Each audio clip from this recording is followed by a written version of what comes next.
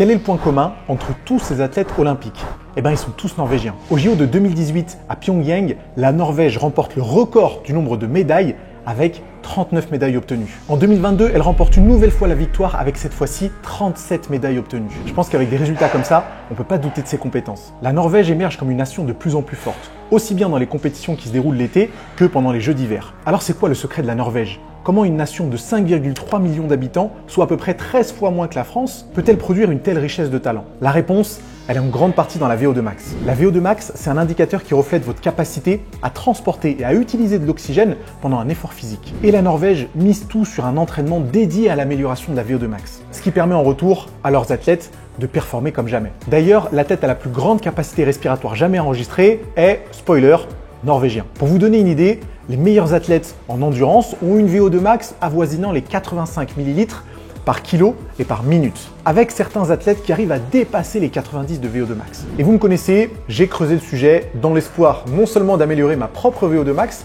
mais d'en apprendre un petit peu plus sur l'amélioration de cette variable-là. Et il semblerait que la méthode la plus efficace pour augmenter sa VO2 max, ce serait la méthode du 4x4. Bon, programme du jour. Oui. 4 séries, 4 minutes d'effort, 3 minutes de récupération. On va alterner entre ski erg et tapis de course. Donc moi je commence ski erg, toi tapis de course, après toi tapis de course, moi ski erg. Enfin t'as compris. J'ai compris. Et le but c'est que on aille le plus vite possible, mais avec un rythme constant. Ok. Donc il faut s'éclater à la tronche. À la fin du premier 4 minutes, on doit être limite par terre. Super. Mais on a 3 minutes de récup, donc normalement ça devrait aller.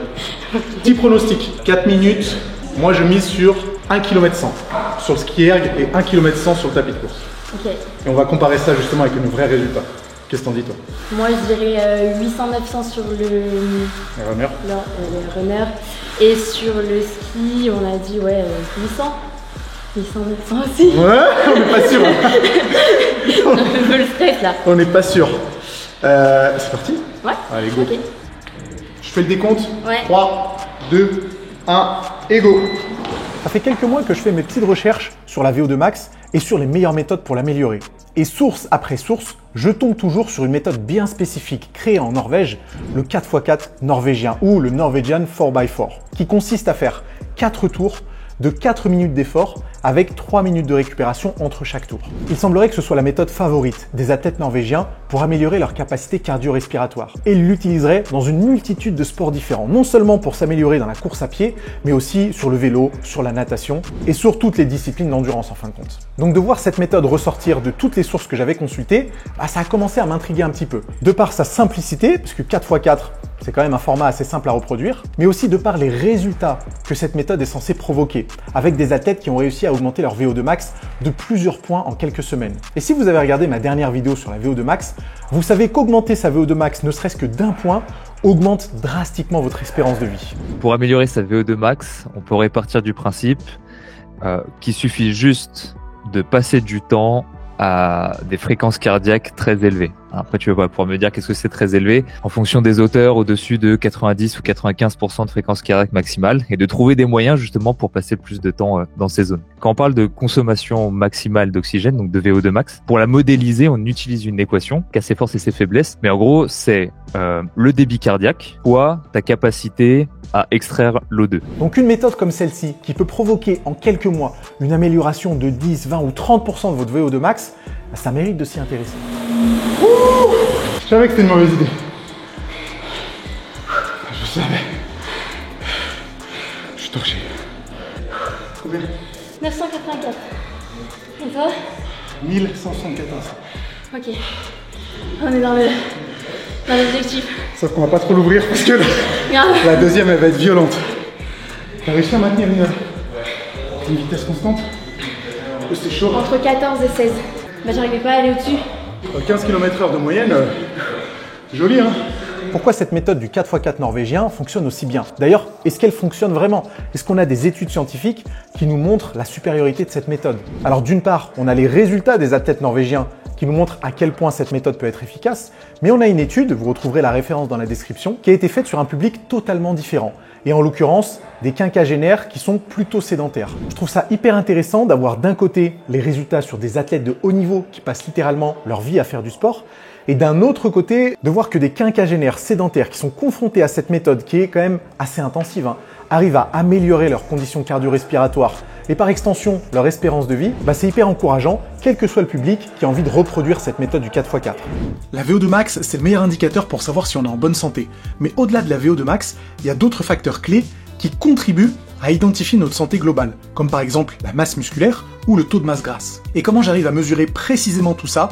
J'utilise la balance Bodyscan de la marque Withings, qui est le leader mondial dans la santé connectée. Je l'utilise depuis de nombreuses années et vous avez été beaucoup à me demander quel était le modèle de ma balance sur mes précédentes vidéos. Et bien maintenant vous savez que pour traquer un petit peu ma progression, j'utilise la balance Bodyscan. Et ce que j'apprécie particulièrement, c'est toutes les données qui ressortent de mes mesures. Et mon petit préféré, c'est l'analyse segmentée, qui permet de traquer aussi bien le taux de masse grasse, mais aussi le taux de masse musculaire, sur les bras, sur le tronc, sur les jambes, pour identifier peut-être les déséquilibres et la répartition du taux de masse grasse et taux de masse musculaire.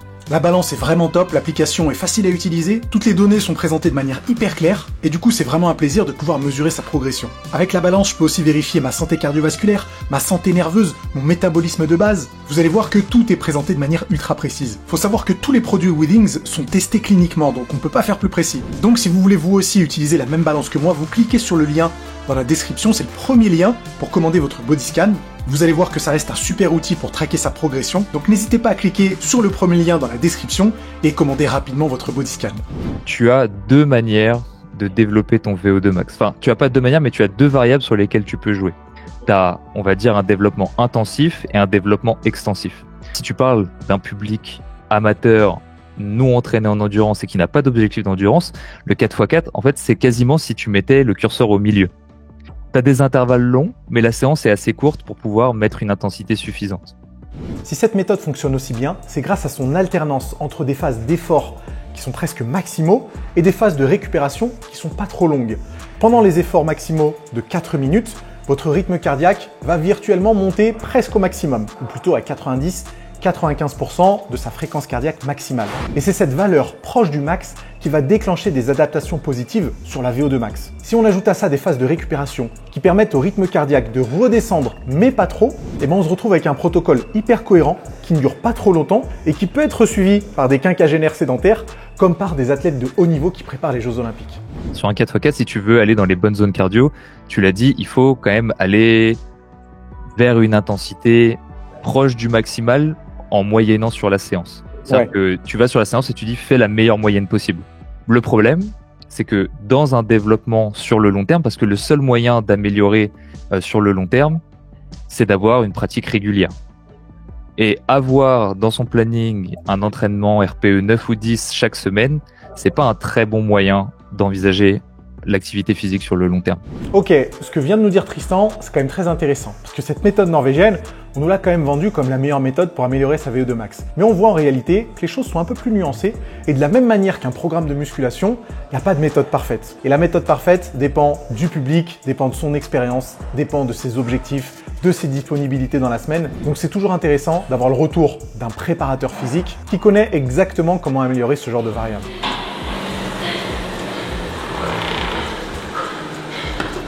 Et ben voilà. Oh, 1074. 907. Oh là là, bien. Oh putain. J'étais à ça d'objectif. J'ai plus d'ischio. Tu m'étonnes. Les courbatures d'hier, les 10 km, c'est le mec qui cherche des excuses. J'ai fait 10 km hier et j'ai fait une séance jambes. J'ai fait l'aérox ce week-end. Ah ouais, putain, t'as une meilleure excuse que moi. Ok Roxane, le troisième, c'est le pire. Ouais, bah, je me doute.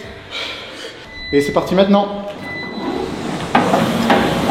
Si vous voulez reproduire ce 4x4 norvégien, ce que je vous recommande vivement de faire, on va commencer par une séance par semaine.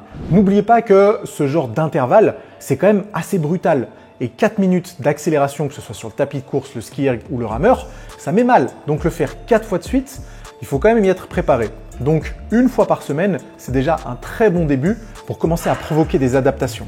Pour le public que tu me décris, qui fait de la salle, etc., un entraînement par semaine, je pense que c'est genre la base est à la fois peut-être suffisant. Bah, tu vas avoir énormément de gains en passant de 0 à 1. Donc déjà réussir à avoir un entraînement intensif dans la semaine, je pense que c'est une très bonne base et ça peut permettre aux gens justement de placer leurs habitudes, placer leur régularité, commencer à prendre goût à l'effort et peut-être développer un tout petit peu plus leurs habitudes en endurance. Je mettrais quand même un petit warning sur le fait de chaque semaine aller au carton. Ça peut à la fois nous dégoûter, mais aussi sur le long terme baisser en fait l'intensité de nos entraînements. Parce qu'à force de vouloir tout le temps aller à fond, à la fin on n'ira jamais vraiment à fond et on sera plus forcément dans les bonnes zones. De la même manière que sur un programme de musculation, on augmente le volume d'entraînement, la fréquence d'entraînement, l'intensité de travail, eh bien pour améliorer son cardio, ça va être la même chose. Si vous avez débuté avec une séance par semaine, on peut très bien envisager d'en rajouter une deuxième après quelques mois d'expérimentation. Si vous avez bien fait vos devoirs, vous allez voir qu'au bout de quelques semaines ou quelques mois,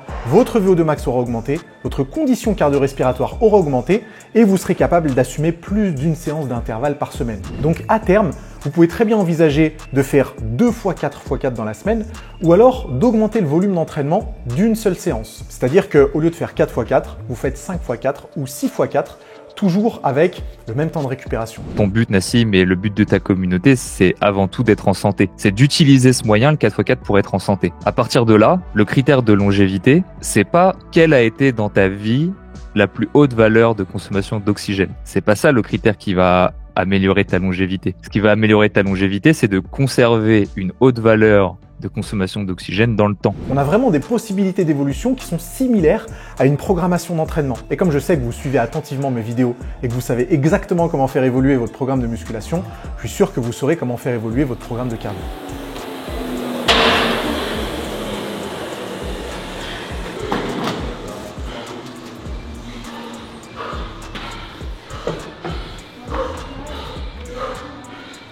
Vous avez vu ce qu'on fait pour vous?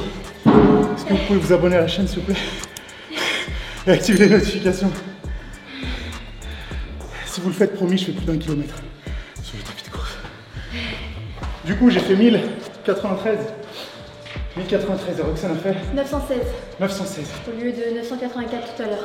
Ça va, c'est quand même plutôt constant, ça va. c'est pas dégueu. Et le premier ski que tu avais fait 900 906, 907. Oui, quelque chose comme ça. Si t'arrives à faire 900, t'es la boss. Ouais. T'es la boss. Tu crois vraiment T'es la boss, que si. tu vas m'avoir comme ça? À l'ego. Allez, go. Vas-y, il faut que je fasse plus d'1 kilomètre, moi, c'est obligé. Sinon, je ferme ma chaîne YouTube. Allez.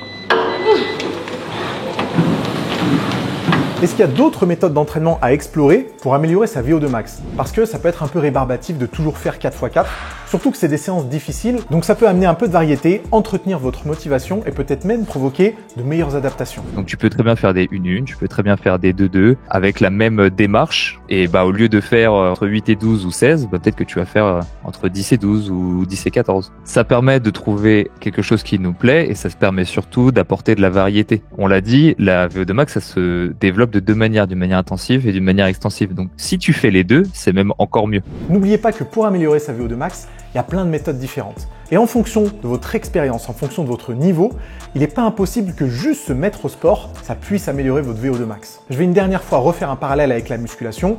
Vous savez bien qu'un débutant, peu importe les techniques d'entraînement qu'il va suivre, peu importe les exercices qu'il va réaliser, il y a de fortes chances pour qu'il puisse développer sa masse musculaire et sa force. Bien pour le cardio, c'est la même chose. Si vous n'avez pas l'habitude ni de marcher, ni de courir, ni même de faire une activité physique régulière, vous mettre au sport, ça améliorera votre VO2 max, quel que soit le sport que vous faites. À partir du moment où votre rythme cardiaque augmente, on est bon. Bien sûr, au fil des semaines, au fil des mois, il va falloir faire un peu plus attention à la cohérence de ces séances. Et pour vous donner un exemple personnel, actuellement, j'alterne les séances de 4 x 4 avec des séances de 20 x 1, où je fais 20 séries d'1 minute de sprint avec 1 minute de récupération. Enfin, 1 minute de sprint. 1 minute à allure très rapide, entrecoupée d'1 minute de récupération. C'est des séances qui sont certes un peu plus longues, mais vous n'êtes pas obligé de commencer avec 20 x 1. Commencez avec 5 x 1, la semaine d'après peut-être augmenter à 7 x 1, 9 x 1, 12 x 1, etc., etc. Et en alternant ces deux types d'entraînement, 4 x 4, 20 x 1, on a d'une part des séries qui sont relativement longues et d'autre part des séries qui sont relativement courtes. Elles vont toutes les deux avoir une influence positive sur la VO2 max et vous permettre de faire preuve d'un peu de variété.